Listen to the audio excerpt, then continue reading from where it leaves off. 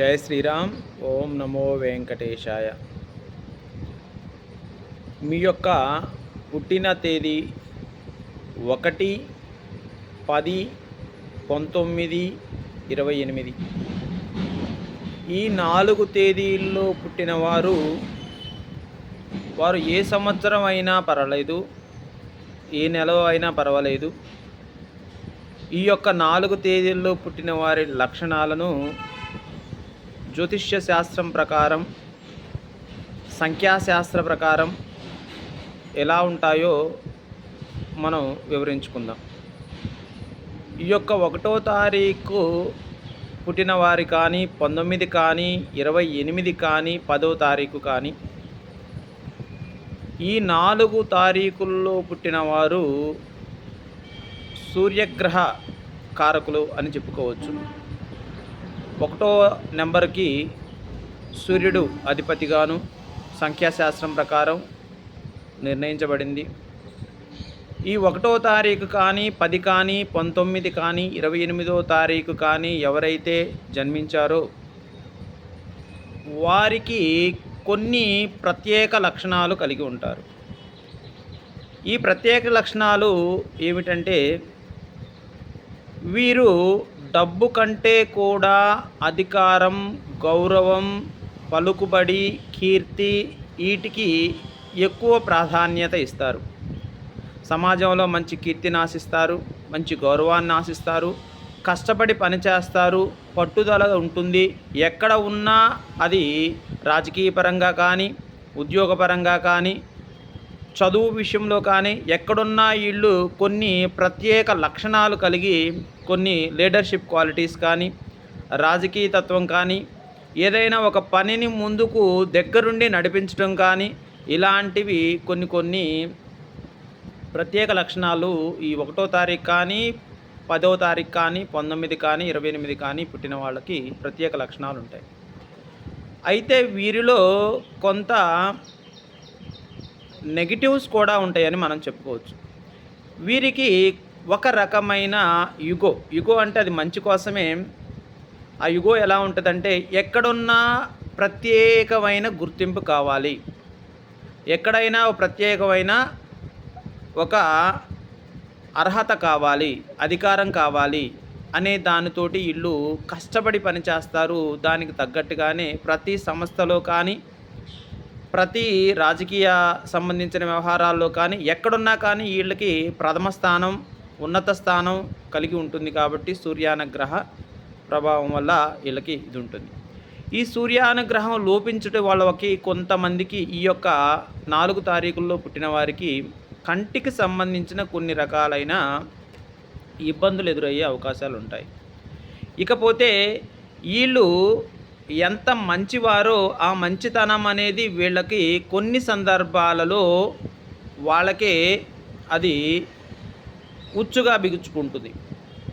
అది ఎలా అంటే, అతి మంచితనం ఉండటం వలన వీళ్ళ జీవితంలో రిపీటెడ్గా జరుగుతుంది. అంటే మరలా జరిగే సన్నివేశాలు ఏదైనా కానీ, అంటే 1వ తారీఖు అంటే ఆదివారం పుట్టిన వాళ్ళు కూడా ఈ యొక్క లక్షణాలను పరిగణించుకోవచ్చు. ఆదివారానికి అధిపతి సూర్యుడు కాబట్టి ఆదివారం పుట్టిన వాళ్ళు కూడా ఈ యొక్క లక్షణాలను పరిగణించుకోవచ్చు. అలానే సింహరాశిలో పుట్టిన వారికి కూడా, సింహరాశి వారికి పుట్టిన వారికి కూడా ఈ యొక్క లక్షణాలు ఉంటాయి. వీరు ఎదుటి మనిషిని ఈజీగా నమ్మి వాళ్ళు కొన్ని విషయాలలో మోసపోతుంటారు. అనుకునే వాళ్ళు మోసం చేస్తుంటారు వీళ్ళని. కానీ వీళ్ళు ఎంత మోసపోయినప్పటికీ కూడా ధైర్యంగా ముందుకు నడుస్తూ, ధైర్యంగా ముందుకు వెళ్తూ, ఎలాంటి సమస్యనైనా నిర్భయంగా ఎదుర్కొంటూ వాళ్ళు మరలా ముందుకు వెళ్తుంటారు. మరలా అలాంటి మోసం జరిగినా, మరలా అలాంటి సంఘటన ఏదైనా వాళ్ళ జీవితంలో జరిగినా దాన్ని కూడా ముందుకు నడుస్తూ ఇలా జీవితాంతం వాళ్ళు ఎన్ని దెబ్బలు తగిలినా రాతి గుండెలాగా వాళ్ళు ముందుకెళ్తూ ఉంటారు. వాళ్ళకి సూర్యానుగ్రహ ప్రభావం ఉంటుంది. ఈ యొక్క 1, 19, 28, 10వ తారీఖు పుట్టిన వాళ్ళు తండ్రికి ఆదివారం రోజు కాళ్ళకు నమస్కారం చేసుకోవడం చాలా ఉత్తమమైన ఫలితాలు కలుగుతాయి. వీళ్ళకి శుక్రగ్రహం లోపించడం వల్ల కొన్ని విషయాలలో ఆడవారి వల్ల సమస్యలు ఏర్పడతాయి. ఆ తర్వాత కుటుంబానికి సంబంధించిన వ్యవహారాలలో కొన్ని కొన్ని కష్టాలు ఏర్పడతాయి. కుటుంబానికి దాంపత్య సంబంధించిన కొన్ని కొన్ని పొరాపచ్యాలు ఉంటాయి. అంటే కొన్ని కొన్ని చిన్న చిన్న తగాదులు ఉంటాయి. వాటిని మళ్ళీ చాకచక్యంగా తెలివిగా వాళ్ళు చేసుకుంటారు. ఈ 1, 19, 28, 10వ తారీఖు పుట్టిన వాళ్ళు ఎంతమందిలో ఉన్నా, ఎంత పెద్దవాళ్ళున్నా వాళ్ళ దగ్గర చాకచక్యంగా మాట్లాడటం, వాళ్ళు జరిగిన కార్యక్రమాలను ముందుకు తీసుకెళ్ళటం, ఏదేమైనప్పటికీ కూడా వాళ్ళు చేర్చుకోవాల్సిన విజయాన్ని చేకూరటం ఉంటుంది. అయితే ఈ 1వ తారీఖు పుట్టిన వాళ్ళు, 19, 10, 28 పుట్టిన వాళ్ళు వరుసగా చూసుకుంటే 1వ తారీఖు పుట్టిన వాళ్ళకు సడన్గా కోపం వస్తుంది. మరలా ఎమ్మటే కొంచెం తగ్గి మామూలుగా ఉంటారు. అంటే షార్ట్ టెంపర్. ఆ షార్ట్ టెంపర్ కూడా ఎలా ఉంటుంది అంటే తనను ఏదైనా హర్ట్ చేస్తే, తనను ఏదైనా చిన్న చూపుగా చూస్తే వాళ్ళు ఆటోమేటిక్‌గా కోపడతారు. ఎంత త్వరగా కోపడ్డారో అంత త్వరగా మళ్ళీ మింగిల్ అవుతారు. వీళ్ళు శత్రువుని కూడా దగ్గరగా తీసుకునే అవకాశాలుంటాయి. శత్రువుని కూడా దగ్గరగా తీసుకుంటారు. అలానే 10వ తారీఖు పుట్టిన వాళ్ళు కూడా కొన్ని విషయాల్లో జీవితాన్ని మీద వైరాగ్యం ఏర్పడుతుంది. కుటుంబపరమైన సమస్యలు ఏర్పడతాయి. కుటుంబపరమైన సమస్యలు ఉండటం వల్ల కొన్ని విషయాలలో వాళ్ళు ఆచితూచి వ్యవహరించడం, అతి మంచితనం అనేది వీళ్ళకి ఇబ్బందికరంగా ఉంటుంది. ఈ 19వ తారీఖు పుట్టిన వాళ్ళకి ఆటల మీద, కళల మీద ఇంట్రెస్ట్ ఉంటుంది. బాగా ఆసక్తి ఉంటుంది. వాటిలో రాణిస్తారు.